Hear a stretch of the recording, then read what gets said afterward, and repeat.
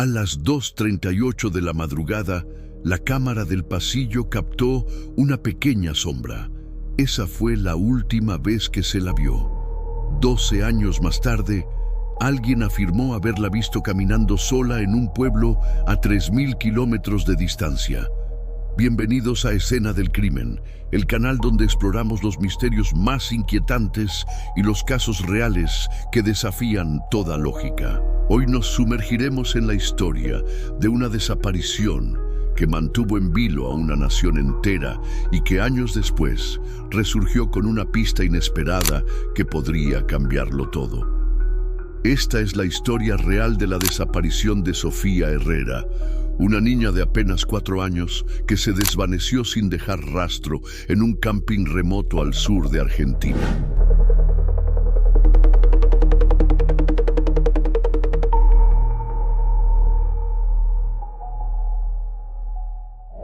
Todo comenzó el 28 de septiembre de 2008, cuando la familia Herrera, oriunda de Río Grande, Tierra del Fuego, decidió pasar un fin de semana en el camping John Goodall.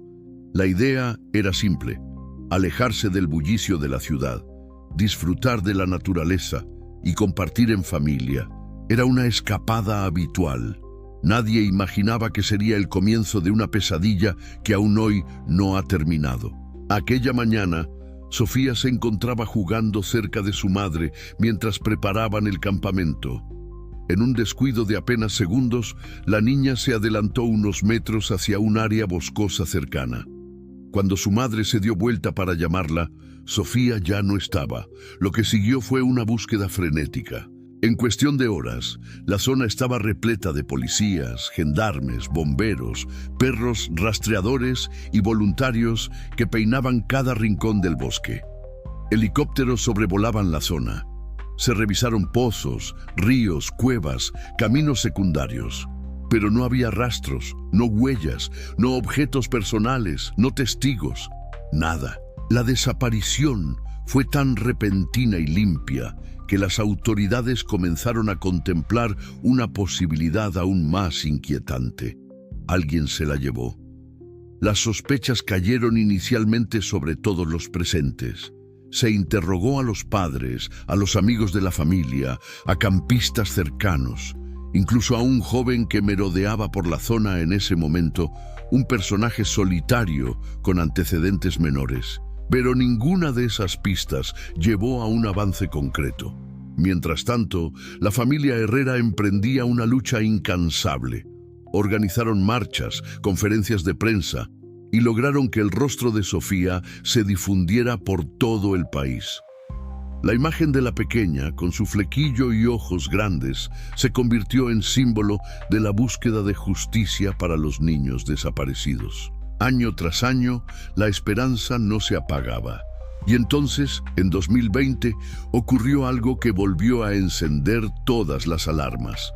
Una mujer en Paraguay aseguró haber visto a una joven muy parecida a la imagen actualizada de Sofía. La chica vivía en una comunidad rural y tenía una historia de vida poco clara. Las autoridades argentinas, con ayuda de Interpol, viajaron al lugar y comenzaron una investigación. Las comparaciones genéticas no fueron concluyentes, pero la similitud era inquietante. Aunque ese rastro tampoco llegó a una confirmación, trajo consigo una nueva avalancha de hipótesis y teorías. ¿Y si Sofía había sido llevada al extranjero poco después de su desaparición? ¿Y si vivía con otra identidad, sin saber quién era realmente? O tal vez sí lo sabía y por alguna razón no podía hablar. La teoría más extendida, aunque también la más perturbadora, es la de una red de trata de personas. El caso tenía todos los elementos típicos: desaparición rápida, sin testigos, sin rastros, en una zona aislada. Pero hasta hoy no hay pruebas contundentes que apunten a esa dirección. Por otro lado, algunos investigadores han señalado inconsistencias en los testimonios iniciales. Hay quienes sostienen que alguien en el entorno cercano de Sofía podría saber más de lo que dijo. Esta hipótesis, sin embargo, ha sido descartada oficialmente varias veces. El tiempo siguió pasando Y fue entonces, en 2021, 13 años después del hecho, que una postal llegó al buzón de los Herrera. No tenía remitente, solo una frase escrita a mano. Ella recuerda más de lo que debería. La caligrafía era torpe, como imitada por alguien que no quería ser reconocido. La postal no contenía ninguna pista adicional, no una firma, no un lugar, pero bastó para reabrir la investigación desde otro ángulo. Podría haber sido una broma macabra, o alguien estaba intentando decir algo sin delatarse. Esta es la pregunta que aún sigue en el aire.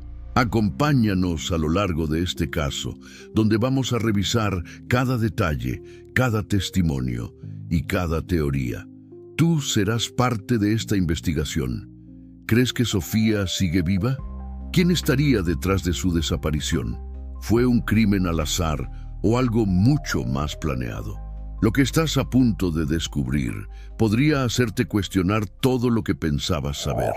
El 28 de septiembre de 2008, a las 10:42 de la mañana, los registros climáticos indicaban una temperatura de 5 grados en el camping John Goodall, en Tierra del Fuego.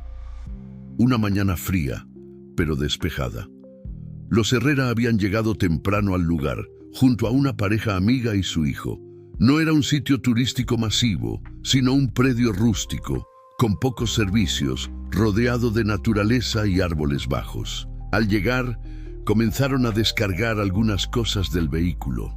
Sofía, inquieta como cualquier niña de 4 años, caminaba alrededor del grupo, observando curiosa el terreno. Su madre, María Elena Delgado, recordaría más tarde que fue cuestión de segundos. Estaba ahí, al lado mío. Me di vuelta para buscar algo en el auto y cuando giré de nuevo ya no estaba. Ese fue el momento en que la historia de esta familia cambió para siempre. Apenas notaron su ausencia, los adultos comenzaron a buscarla por los alrededores. Gritaban su nombre, caminaban entre los arbustos, revisaban detrás de árboles, cerca del río. No había señal de Sofía. Al ver que pasaban los minutos sin hallarla, decidieron llamar a la policía. Las autoridades llegaron al lugar rápidamente y pronto se desplegó un operativo que fue creciendo con las horas. Lo que en principio parecía una travesura de una niña curiosa que se había alejado un poco, se transformó en una situación desesperante. Lo que desconcertó a los investigadores desde el inicio fue la absoluta falta de indicios. Los perros rastreadores no pudieron seguir un rastro. No había huellas claras, ni ropa, ni juguetes caídos. No se escucharon gritos, ni se observó movimiento sospechoso. Era como si Sofía hubiera sido tragada por la tierra. Y esa idea, tan absurda como temida, comenzó a alimentar otra posibilidad: que alguien se la hubiera llevado. El camping tenía una única entrada controlada por una tranquera. Sin embargo, en su perímetro existían varios puntos accesibles por donde alguien podría haber salido a pie o en vehículo sin ser visto. En su declaración, los padres insistieron en que había otras personas en el predio, aunque distantes. Uno de esos individuos llamó especialmente la atención. Un joven de unos 20 años que había sido visto caminando solo por la zona esa mañana. Algunos lo recordaban como nervioso, esquivo. Se trataba de un vecino del lugar, con antecedentes por comportamientos erráticos. Fue identificado y llevado a declarar, pero no se hallaron pruebas en su contra. En los días siguientes, la policía tomó más de 50 declaraciones. Todos los presentes esa mañana fueron interrogados. Algunos testimonios resultaron inconsistentes. Por ejemplo, hubo diferencias sobre la hora exacta en que se notó la desaparición. Otros dijeron no recordar detalles claves, como si Sofía llevaba una campera puesta o no. Las contradicciones, lejos de aclarar el caso, lo volvieron más confuso. Pronto, otra figura se volvió foco de sospechas: el padre de Sofía, Fabián Herrera. Como ocurre en muchos casos de desapariciones infantiles, las autoridades pusieron bajo la lupa al círculo más íntimo. Se analizaron sus movimientos, llamadas telefónicas, sus antecedentes, pero no surgió nada que lo vinculara al hecho. Aún así, la presión mediática comenzó a sembrar dudas en la opinión pública. ¿Era posible que alguien de la familia supiera más de lo que decía? Las autoridades descartaron esa hipótesis oficialmente, pero el daño ya estaba hecho. Durante años, los padres de Sofía debieron enfrentar la doble tragedia de haber perdido a su hija y ser señalados como posibles responsables. En entrevistas posteriores, María Elena afirmó que había momentos en los que no podía salir a la calle sin recibir miradas acusadoras. Te sentís juzgada, como si encima de todo lo que sufrís, tuvieras que defenderte de algo que no hiciste. Mientras tanto, las teorías se multiplicaban. Unos decían que Sofía podría haber caído en un pozo natural y que su cuerpo nunca fue hallado. Otros hablaban de un secuestro planificado por alguien que conocía la rutina de la familia. Algunos más apuntaban a la pareja amiga con la que estaban ese día, sugiriendo tensiones previas entre los adultos. Ninguna de estas líneas de investigación logró avanzar con pruebas sólidas. En medio de esta confusión, hubo un dato que pasó casi desapercibido en el expediente.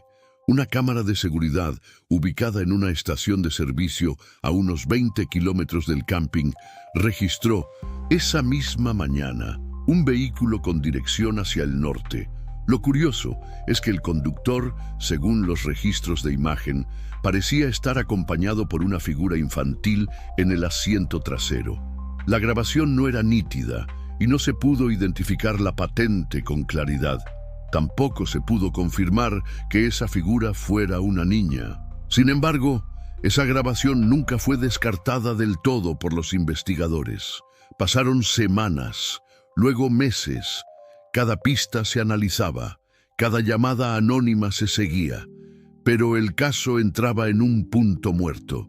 La historia de Sofía Herrera dejaba de aparecer en los noticieros, aunque su rostro seguía pegado en postes de luz, ventanas de tiendas y estaciones de colectivo. La comunidad de Río Grande no olvidaba, y mucho menos sus padres. Hasta aquí, todo apuntaba a un hecho rápido, casi quirúrgico. Alguien que sabía lo que hacía, que actuó sin dejar rastros, que tal vez había estudiado el terreno. Pero, ¿y si no era así? ¿Y si todo fue un impulso? ¿Y si hubo algo que todos estaban pasando por alto? Porque en esta historia hay un giro que cambiará todo, y está más cerca de lo que imaginas. A medida que pasaban los días sin noticias de Sofía, la investigación comenzó a girar en círculos.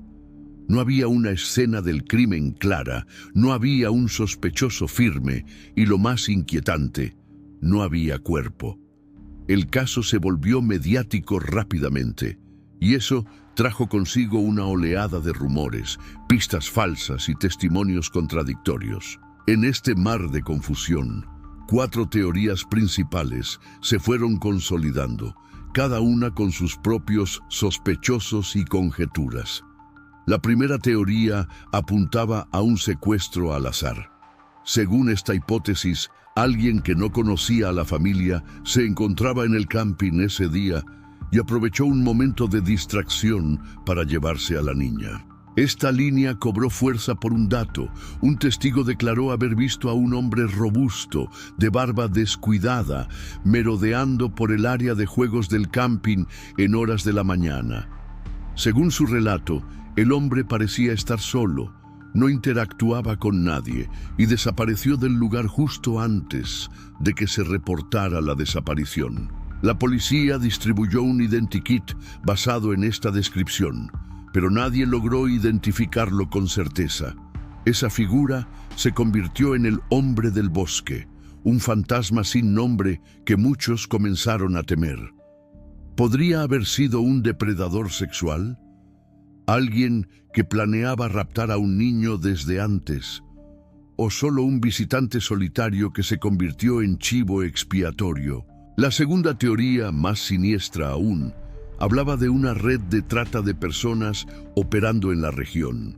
Aunque Tierra del Fuego es una zona remota, su cercanía a la frontera marítima, las rutas solitarias y el poco control en caminos rurales la convertían en un escenario posible para el tráfico ilegal.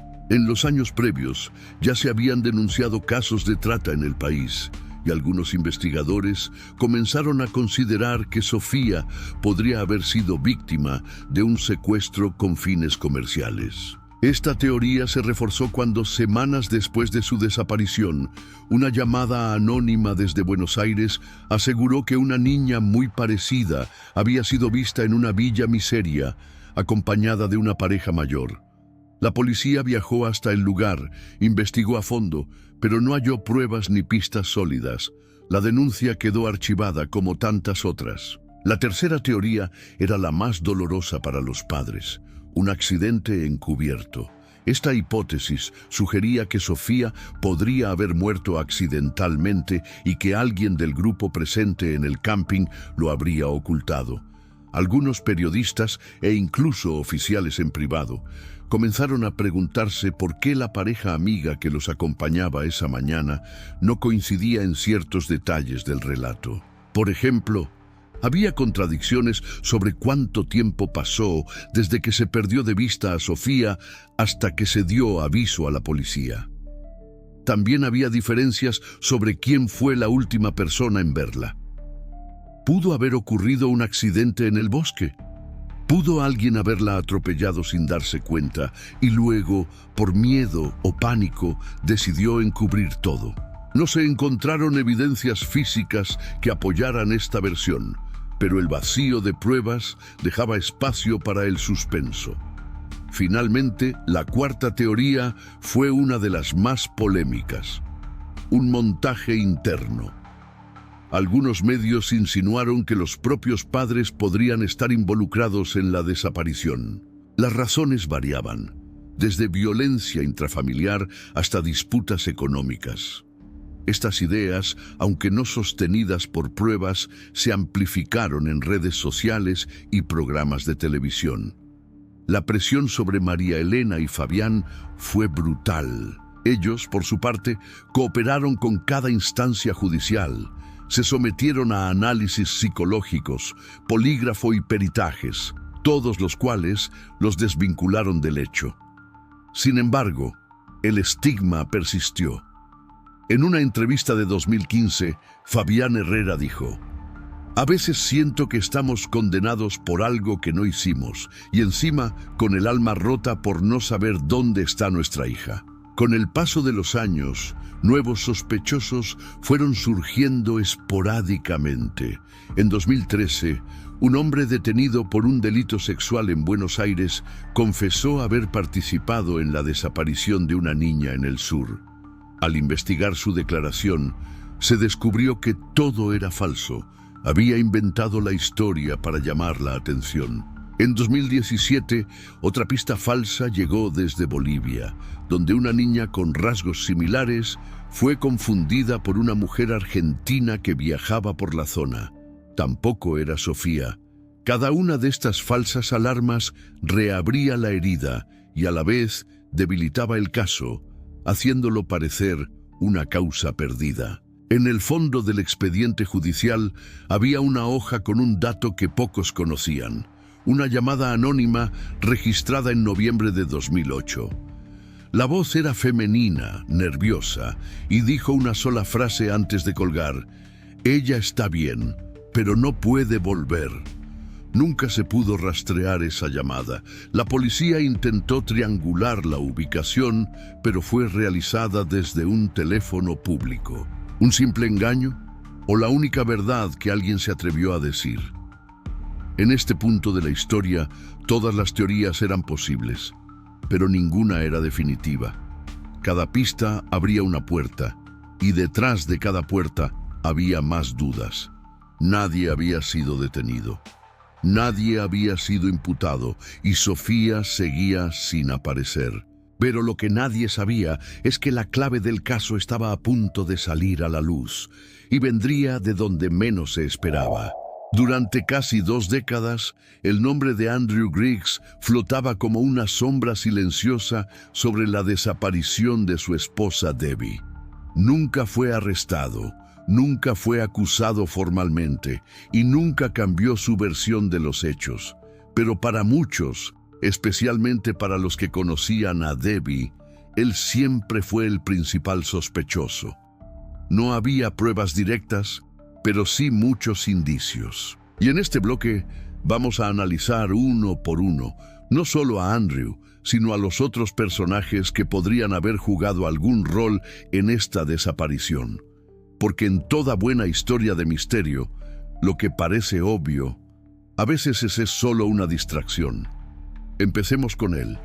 Andrew Griggs, esposo, padre, empresario, hombre reservado, metódico, pero con fama de controlador.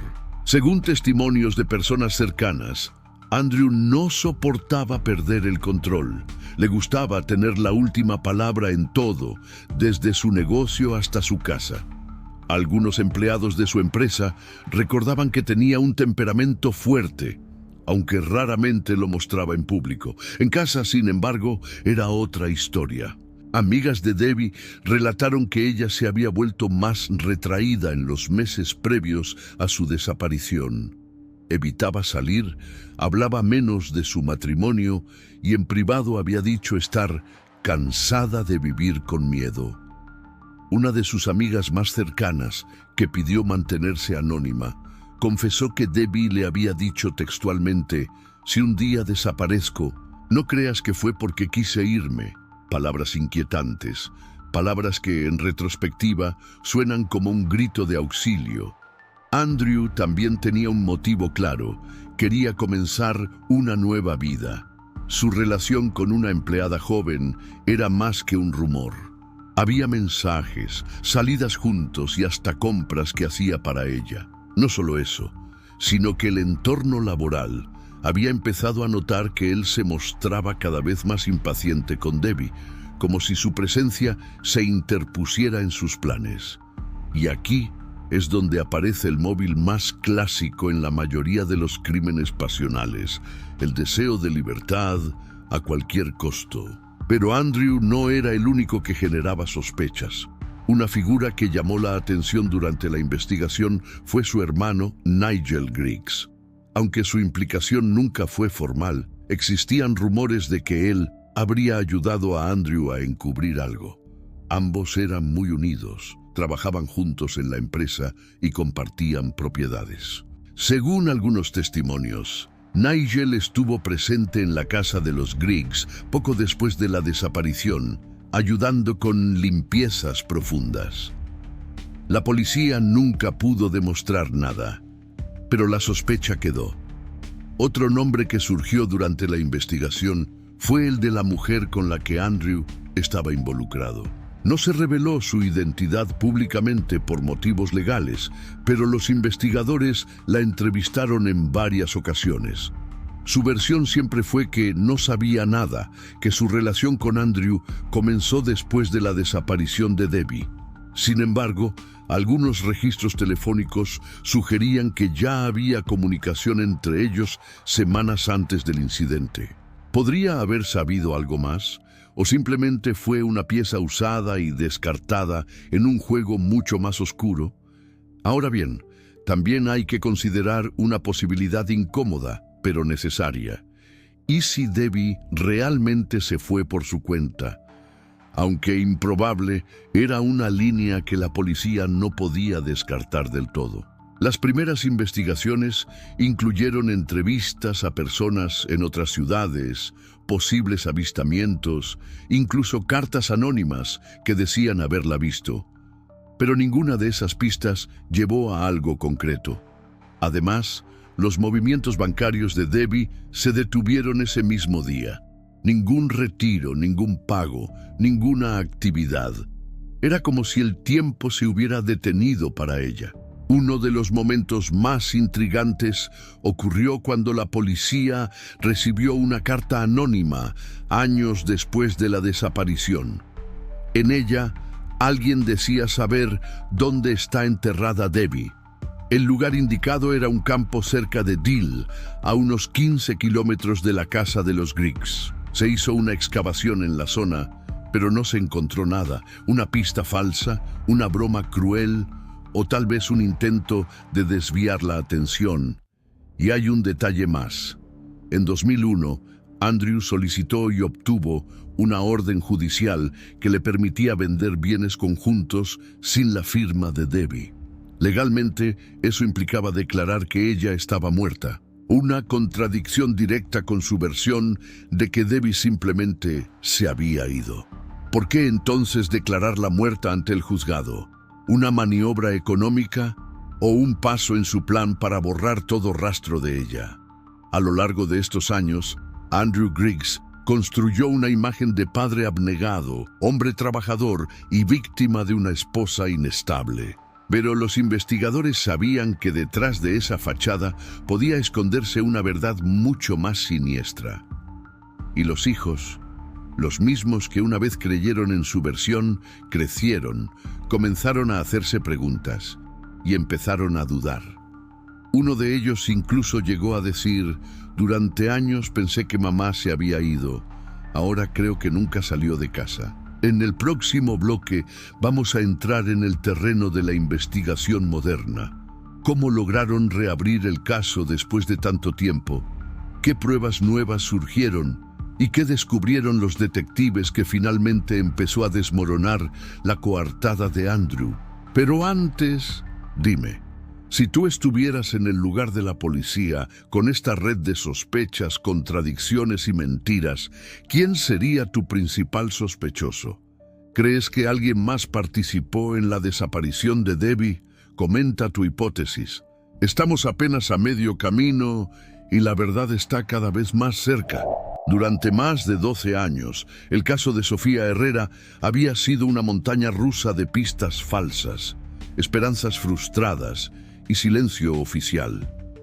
Pero ahora, gracias a una postal anónima, la investigación se reactivaba con una nueva energía. El equipo forense centró sus esfuerzos en reconstruir las últimas 72 horas antes de la desaparición. Había una idea en el aire que no podía ser ignorada. Si alguien realmente había criado a Sofía durante todos estos años, esa persona debía haberla sacado del camping de forma rápida y sin ser vista. Y para lograrlo, debía conocer el lugar. Volver al punto cero significaba reexaminar todos los nombres, incluso aquellos que en su momento fueron descartados. Uno de ellos era Andrés Salvatierra, un hombre de 47 años que en 2008 trabajaba en mantenimiento del camping John Goodall. En los días posteriores a la desaparición, fue interrogado brevemente y entregó un testimonio breve. Dijo que no había trabajado ese fin de semana y que no se encontraba en la provincia. Su nombre no volvió a aparecer en el expediente, pero algo no cerraba. Un nuevo cruce de datos reveló que Andrés sí había sido registrado por una cámara de peaje en Río Grande la tarde anterior a la desaparición. Además, su celular había emitido una señal a las 10:30 am del 28 de septiembre, a pocos kilómetros del camping. ¿Por qué mentiría alguien sobre algo así? Al revisar los antecedentes de Salvatierra, encontraron algo más. Había sido denunciado en 2004 por una expareja por comportamiento violento y manipulación psicológica. El caso nunca prosperó, pero aparecía registrado. Además, entre 2009 y 2013, Salvatierra vivió en la región de Aysén, en Chile, una zona montañosa, rural y de difícil acceso, justo donde se había investigado una pista sobre una niña parecida a Sofía en 2012. El equipo decidió rastrear a Salvatierra. En ese momento vivía en una casa aislada en el norte de Neuquén, cerca de la frontera con Chile. No tenía redes sociales ni vínculos familiares cercanos. Había trabajado como casero en varias estancias remotas. Cuando lo entrevistaron, se mostró cooperativo, pero incómodo. Negó haber estado en el camping aquel fin de semana y aseguró no tener relación con el caso. Pero entonces vino la reviravolta. Uno de los peritos que analizaba la postal recibida en 2020 notó algo peculiar. Una microfibra azul impregnada entre las fibras del papel. No era visible a simple vista, pero al ser examinada al microscopio, se identificó como proveniente de un tipo de alfombra industrial muy específica. Solo 2 fábricas en Argentina producen ese modelo. Una de ellas estaba en Zapala, Neuquén, y entre sus clientes aparecía un nombre conocido: la estancia donde Andrés Salvatierra trabajaba como encargado. La policía obtuvo una orden de allanamiento. Cuando ingresaron a la vivienda, encontraron varias habitaciones vacías, herramientas, materiales de construcción y una pequeña biblioteca. Pero lo que llamó la atención fue un altillo cerrado con llave. Al abrirlo, encontraron una habitación con paredes forradas de madera, sin ventanas, y decorada con elementos infantiles desactualizados. Una cama pequeña, dibujos pegados con cinta, libros de cuentos de los años 2000. El ambiente era extraño. No había polvo, parecía haber sido usado hasta hacía poco. En uno de los cajones, escondido bajo ropa vieja, encontraron algo que heló la sangre de los investigadores. Un peluche desgastado, idéntico a uno que Sofía tenía en sus fotos de infancia. La madre lo reconocería más tarde sin dudar. Era el osito blanco que su hija llevaba siempre consigo. Las autoridades detuvieron a Salvatierra de inmediato. Durante el interrogatorio negó todas las acusaciones. Dijo que la habitación era un refugio para un sobrino que lo visitaba a veces. No había registros de ese supuesto sobrino. Cuando se le preguntó por el peluche, dijo haberlo encontrado tirado años atrás. La policía no le creyó. El patrón coincidía con el perfil de secuestradores de largo plazo. Hombres solitarios, con habilidades para camuflarse, que viven en zonas rurales y con alto control sobre su entorno. Días después del allanamiento, los análisis forenses hallaron en la madera del altillo una muestra de cabello largo. Fue enviada de inmediato para análisis de ADN. Los resultados, aunque parciales, indicaban compatibilidad genética con la familia Herrera en un 94%. No era prueba definitiva, pero sumaba fuerza al cuadro acusatorio. La prensa estalló. Los titulares hablaban del caso que renace y del hombre que pudo tener a Sofía todo este tiempo. Pero la pregunta más importante seguía sin respuesta. ¿Dónde está ahora? Salvatierra, ante la presión y las evidencias crecientes, cometió un error. Durante un traslado al juzgado, murmuró a uno de los oficiales: «Nunca debí volver a esa zona». Esa frase activó la última búsqueda. Con perros y drones, se peinó un radio de 10 kilómetros alrededor de la estancia. Fue entonces cuando, al borde de un arroyo seco, encontraron una cabaña oculta, camuflada entre rocas y vegetación. En su interior no había nadie, pero hallaron restos de alimentos recientes, ropa de mujer, fotografías rasgadas y una libreta con dibujos y palabras escritas a mano. Una de ellas decía: «Sofía, yo me acuerdo». Durante casi 13 años, la pregunta se repitió una y otra vez: ¿dónde está Sofía Herrera? Las teorías iban y venían, las pistas se diluían, y la esperanza parecía una vela a punto de apagarse. Pero todo cambió con una postal, una frase inquietante y una serie de errores que alguien no pudo evitar cometer. Ahora, con una cabaña secreta descubierta y evidencias frescas, la investigación llegaba a su clímax. Dentro de la cabaña escondida, hallada cerca del arroyo, los peritos encontraron más de lo que esperaban. En una caja de madera, cuidadosamente cerrada con candado, había objetos personales. Un cuaderno escolar con dibujos de una niña, un paquete de cartas sin enviar y algo más perturbador, una fotografía tomada frente a un espejo, donde se veía a una adolescente de cabello largo, con los mismos ojos oscuros que tenía Sofía de niña. La imagen estaba firmada en la parte posterior con una palabra: yo. Ese hallazgo activó todas las alarmas. Aunque la cabaña estaba vacía, las señales indicaban que había sido habitada recientemente. Ropa usada, alimentos no vencidos, colchas tibias. La policía decidió montar un operativo discreto en la zona. Se apostaron agentes de civil en rutas cercanas. Se vigiló el movimiento de las estancias vecinas y se pidió colaboración a los carabineros chilenos. La hipótesis era clara: Sofía estaba viva y había escapado. 3 días después del hallazgo, un llamado anónimo desde una localidad rural de Chile cambió todo. Una mujer, que pidió no ser identificada, aseguró haber visto a una joven desorientada caminando por un camino de ripio. Decía llamarse Fía y buscaba llegar a la ciudad. La descripción física coincidía. La policía se movilizó. En cuestión de horas, un grupo de oficiales encontró a una adolescente sentada junto a una vieja estación de tren abandonada. Estaba sucia, desnutrida, y al verla no dijo una palabra. Solo mostró el cuaderno que llevaba abrazado contra el pecho.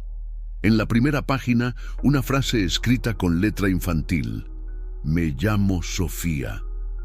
La trasladaron de inmediato a un centro médico. Tenía signos de maltrato físico y psicológico, pero estaba consciente. Durante las primeras 72 horas se negó a hablar. Solo observaba todo con cautela, como si esperara que alguien viniera a buscarla. Los psicólogos determinaron que sufría de estrés postraumático profundo. Había sido aislada durante años. No sabía con precisión su edad ni quiénes eran sus verdaderos padres. Solo recordaba pedazos: un bosque, un auto, un osito blanco y una habitación con paredes de madera donde debía permanecer callada. María Elena y Fabián Herrera fueron notificados de inmediato. La prueba de ADN fue realizada con urgencia. El resultado fue claro: compatibilidad total. La joven era, sin lugar a dudas, Sofía Herrera. El abrazo con su madre, registrado por las cámaras, fue un momento que detuvo al país. Las redes se inundaron de mensajes de alivio, incredulidad y emoción. El caso más desconcertante de la Argentina contemporánea tenía finalmente una respuesta. Sofía había vivido casi toda su vida cautiva. Según las primeras declaraciones que pudo ofrecer con ayuda terapéutica, fue sacada del camping por un hombre que le dijo que sus padres la esperaban en el auto. Luego todo fue oscuridad, un viaje largo, una casa silenciosa, reglas estrictas, un nombre nuevo y un mundo donde lo único constante era el miedo. Andrés Salvatierra había logrado mantenerla oculta durante años, moviéndola de lugar en lugar, cambiando su identidad y haciéndole creer que sus padres la habían abandonado. Pero algo en ella nunca desapareció del todo. Una imagen, una voz, un nombre. Fue esa chispa lo que con el tiempo la llevó a escribir, a dibujar, a intentar recordar y finalmente a escapar. Salvatierra fue procesado por secuestro agravado, reducción a la servidumbre y abuso de menor. Durante el juicio, intentó declararse inimputable, pero los peritajes lo señalaron como plenamente consciente de sus actos. Fue condenado a prisión perpetua. Nunca mostró arrepentimiento, nunca explicó por qué lo hizo. Hoy, Sofía vive bajo protección del Estado, acompañada por su familia biológica y un equipo terapéutico. Está en proceso de reconstruir su identidad, de aprender el mundo que le fue robado. Su caso ha generado reformas en los protocolos de búsqueda de niños desaparecidos en Argentina. Nuevas leyes, nuevas herramientas, pero sobre todo, una nueva conciencia social sobre lo que puede esconderse detrás de un silencio largo. En cada rincón de esta historia hubo una oportunidad de encontrarla antes. Una cámara mal revisada, un testigo no escuchado, una declaración ignorada, y aún así ella sobrevivió, contra toda lógica, contra el olvido, contra el tiempo. Durante todo este tiempo, la verdad estuvo guardada en una cabaña entre dibujos y silencio, y el culpable estaba a menos de una hora del lugar donde todo comenzó.